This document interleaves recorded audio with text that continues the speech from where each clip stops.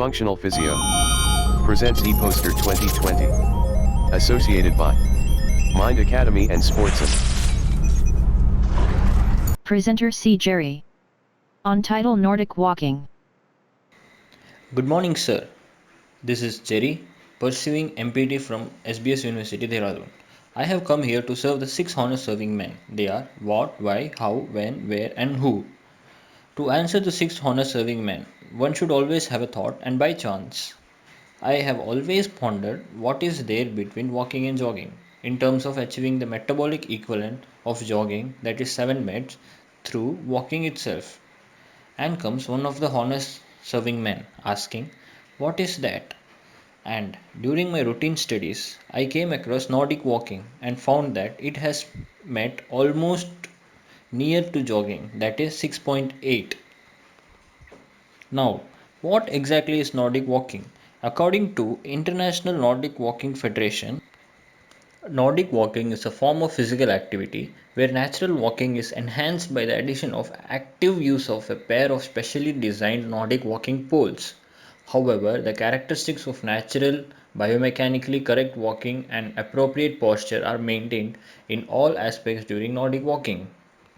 And now, one may think it would be complex to use the poles during normal walking, but Dant, in 1999, stated that the interaction between walking sticks and their users is perhaps less complex than that between the windsurfers and their board. And now, to answer the second honest serving man, how? That is, how to do Nordic walking.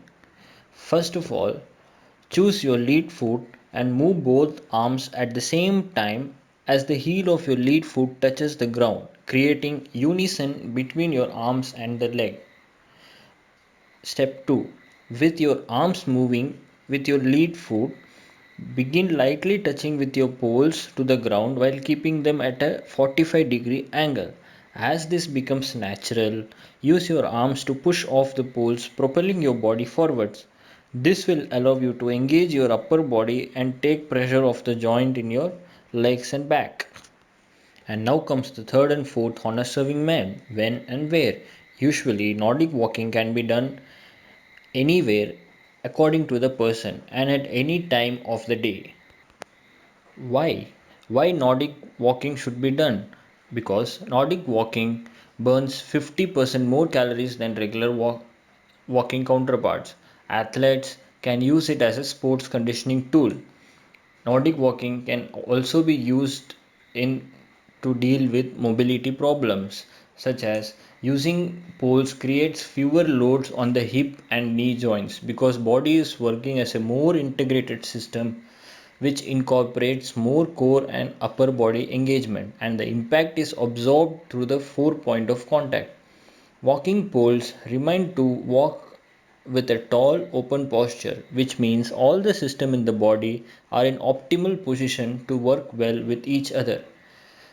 In countries like Germany, Austria, and Scotland, doctors have begun to prescribe Nordic walking courses for certain patients, and in Germany, health benefits are believed to be so great that the health insurance pays for the people to invest in Nordic walking instructions. And the last of the sixth honor serving men, who can do the Nordic walking. There are several widespread studies providing positive results for many other conditions. So let's see the research done in the conditions. Now, first of all, we'll see in obesity. In an RCT by Figard Febri, they examined 11 obese women for 4 weeks and they found that there is an increase in heart rate, VO2 max, energy expenditure, and decreased ratings of perceived exertion as compared to those walking without poles.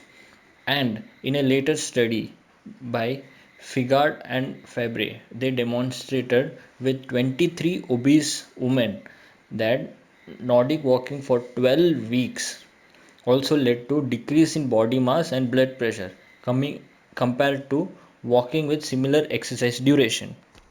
2. Coronary artery diseases. In 1966 observational study, In an observational study, Walter et al. Observed 14 patients in phase 3 and phase 4 cardiac rehabilitation in two separate 8-minute walking trials, with and without poles. They confirmed that it led to an increase in VO2 max, peak heart rate, and slightly higher blood pressure during exercise. In another RCT by Kokur et al. Investigated the effects of 3 weeks Nordic walking in addition to a standardized cardiac rehabilitation program. 80 men for 2 to 3 weeks after an acute coronary syndrome were randomized among three groups. Group 1 cardiac rehabilitation plus Nordic walking. Group 2 cardiac rehabilitation plus brisk walking. Group 3 standard cardiac rehabilitation. And they have found that both the groups of brisk walking and Nordic walking have an higher energy expenditure level. And in addition to that, Nordic walking group has showed an increase in lower body endurance and dynamic balance. And now coming to peripheral artery disease. In an observational study by Oakley et al. Confirmed that longer walking distance and less perceived pain in intermittent claudication patient. Usually in intermittent claudication patient, it is very difficult for them to walk for a longer duration. So while doing Nordic walking, they found that there is less perceived pain and they were able to walk for a longer distance. And Wilson et al. Stated that this could be because of lower ground reaction and vertical knee joint forces, and with reduced knee extensor angular impulse and support moment. Collins et al. Added to it that the longer stride may allow the calf muscles longer recovery time and therefore use limited blood supply more efficiently. That effort, coupled with change in weight distribution through the legs, may explain why the patients can walk further immediately. And next, coming to chronic obstructive pulmonary disease. In a 60 chronic obstructive pulmonary disease patient in a 12-week Nordic walking RCT, they found that Nordic walking decreased the exercise induced dyspnea and anxiety and depression, and it also improved the quality of life. And in fibromyalgia syndrome, E. Manarkopi found that the functional capacity in a 6-minute walk test was improved and there was a decrease in perceived level of activity limitation. Nevertheless, individual severity of pain did not change during the intervention. And similar to that, people with chronic pain in the neck, shoulder, back, hips, and knees. This is not surprising that since the two poles used in Nordic walking take some of the weight and pressure off the spine, as the poles are pushed downwards and backwards during walking, which reduces the stress on the spinal column, hips, and knees, and therefore reduces the degree of muscle spasm and pain. In addition, by pushing the poles backward during walking, the spine is straightened and improves the posture, which also helps relieve spasm and pain. Finally, the use of poles causes increased exertion of many of the muscles in the upper body, something which doesn't ordinarily happen in ordinary walking. This increase in muscle strength in the back, shoulder, chest, arm, and abdomen, which further reduces the muscle spasm and pain. Breast cancer. Lebrard et al. Found an improved shoulder mobility and quality of life, while sensitivity to pain in the upper body was reduced within the group. No worsening of existing preconditions to lymphedema was described. Sprout et al. Also showed in a small RCT on 12 female breast cancer patients that 8 weeks of Nordic walking for 20 minutes twice a week led to an increase in muscular endurance of the upper body compared to walking.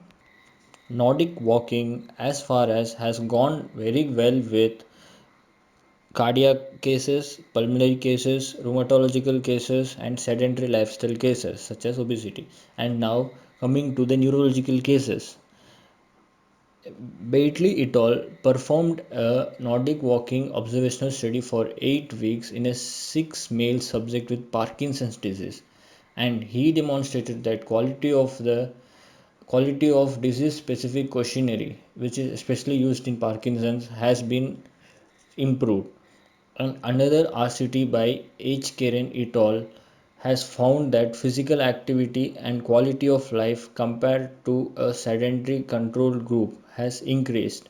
In another RCT, Reuter et al. Were able to show that 90 Parkinson's patients that has an exercise program of Nordic walking for 24 weeks had major effects on walking speed and covering the distance as well as on blood pressure.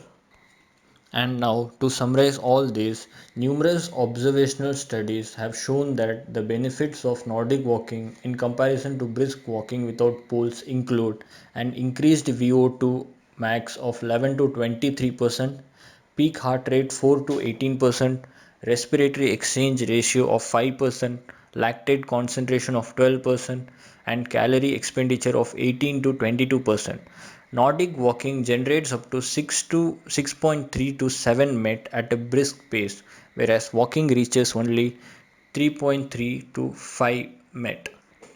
Nordic walking over the long term leads to superior cardiorespiratory fitness as compared to walking without poles because of the higher amount of muscle mass used through additional motor activity of the upper body. This results in an increased cardiovascular and respiratory changes when walking at the same pace, causing an increased energy expenditure. It even leads to similar or higher values of VO2 and heart rate than jogging.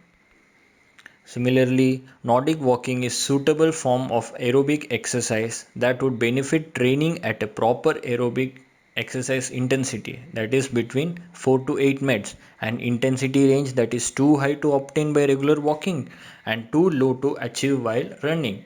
So in conclusion, Nordic walking is suitable to the to close the intensity gap between walking and jogging, and thus presents a alternative for everybody seeking a physical activity that fulfills the need of daily physical activity at an optimal intensity that results in gaining health benefits while exceeding personal exertion limits. Thank you.